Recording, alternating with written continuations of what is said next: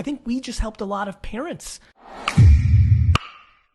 Every parent is judging their kids based on yesterday, but your kids are living in today, which is a better indicator of tomorrow. That's really, really powerful. And if you listen to your kids, they're going to give you insights to what the future can be. Absolutely. And this is a very powerful parenting tip. When I said to my dad, I want to open a .com in 1996, my dad had never been on a computer at that point.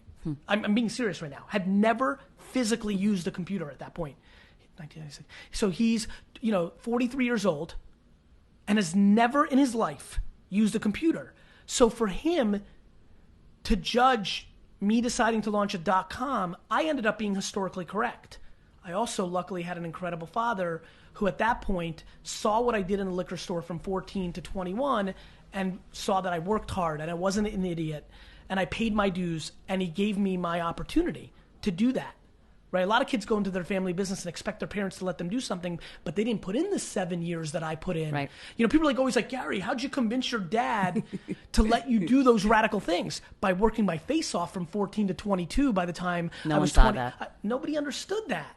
So the key, if your son wants to be a professional sports gambler or a sports card flipper or a sneaker flipper or an esports star or an Instagram celebrity, is work ethic. This is where parents often make the mistake in reverse. When I turned 14, I was a bad student. I was already a baseball card entrepreneur.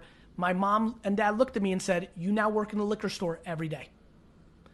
You're not going to Harvard, big shot. That means you're going to have to work. Right. You might as well start now." So if your kid tells you that they're not going to follow the school system, I don't think, and they're not going to be in the NBA, they might not be able to be on 3 basketball teams. You may have to cut them to 1 because you want them to still have a balanced life, but they better fucking work. Parents are not putting kids into the working system early enough. So now you have a kid that's getting D's and F's, but he's telling you, "Mom, don't worry, I'm going to be the next Mark Zuckerberg." Mark Zuckerberg sold CDs. Mark Zuckerberg built apps when he was a kid.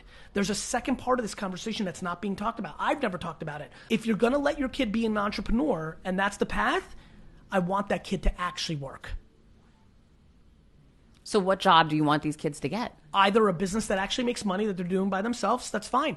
Get a joint account. Show me, Ricky. Not ideas. Fuck ideas.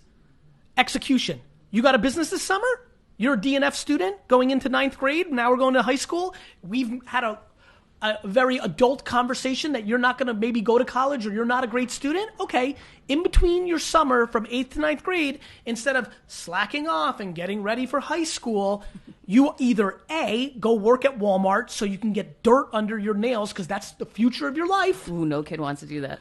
Or you better start flipping on eBay or StockX, or show me that your Instagram account around Magic the Gathering or around fashion makes money. So I'll give you June, but if on 4th of July, you can't show me a bank account that has $2,000 in it because you sold ads on your Instagram, now you're going to Walmart. Suffocating that is the key to practical parenting instead of ideological parenting. Right. And that is the framework of my optimism.